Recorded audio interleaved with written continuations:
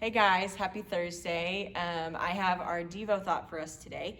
So we are going to be in Matthew 14 and starting in verse 22, and this is the section of scripture where Jesus walks on water. So I'm just going to read this really quickly. So starting in verse 22, immediately Jesus made the disciples get into the boat and go on ahead of him to the other side while he dismissed the crowd. After he had dismissed them, he went up on a mountainside by himself to pray. Later that night, he was there alone, and the boat was already a considerable distance from the land, buffeted by the waves because the wind was against it. Shortly before dawn, Jesus went out to them, walking on the lake.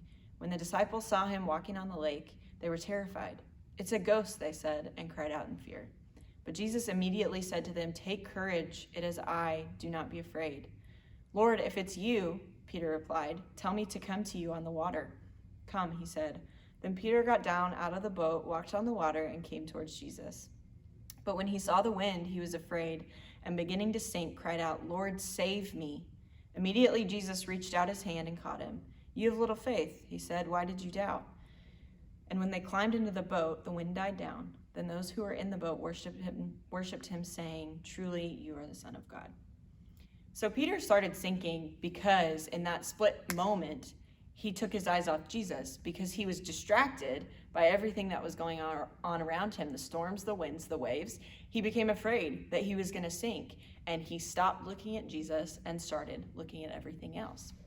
And so I feel like this story can relate a lot to what's going on in our lives right now. We can very easily get distracted by what's going on in our world and what's going on in our country, because there is a lot of anxiety that surrounds this specific situation that we've found ourselves in.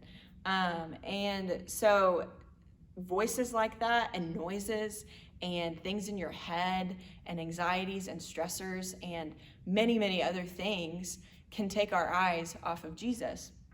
And that's why it's our greatest enemy. That's why distraction is our greatest enemy, because it takes our minds and our hearts off of Christ and puts it onto something else. And in that, we get anxious and we start to worry. And when we get our eyes up towards Christ, that's where everything starts to fall back into place. And you find peace in that. So where our eyes are matters. Satan will try to use this uncertain time of life to get into our hearts and to sneak in and say, here's this anxiety, here's this stressor, here's coronavirus, here is every weird thing that's going on in our world right now. Here's all this, I'm going to throw it on you so you can't look at Jesus, and you won't look at Jesus, and you won't find peace, and you won't be in him. And he uses that against us. And so I just want to remind you guys, like, that is his greatest tool and greatest weapon against us in this time. So he's using that to overwhelm us. And for a lot of us, that causes a lot of high anxiety and high stress. And for me personally, I have battled anxiety for a very long time, ever since I can remember, since I was little. Different kinds of anxieties, but nonetheless anxiety. And it took me a really long time to learn how to deal with that and learn how to let him have it and to set it at his feet. And I just want to share with you guys one thing that helps me set my worries and my anxieties at Christ's feet is to sit and be alone with God. And they're just simple prayers. Sit and saying, "God, please take this from me."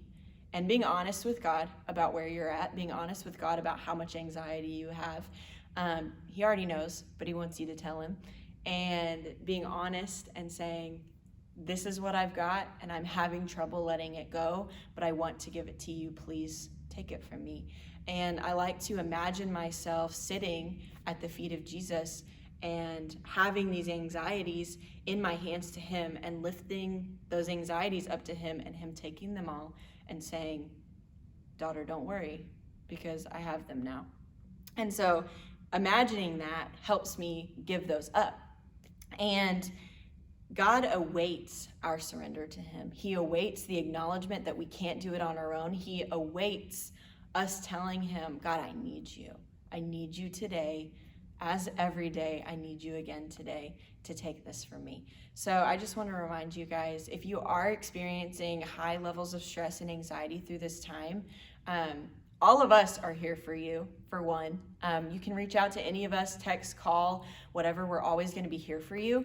But your 24/7 line is the Lord, and you've got him to lay your anxieties on and to give those away to him, because he is the only one who can really take those from you. So I just want to say I love you guys so much, and we really miss you, and we can't wait to see you again soon.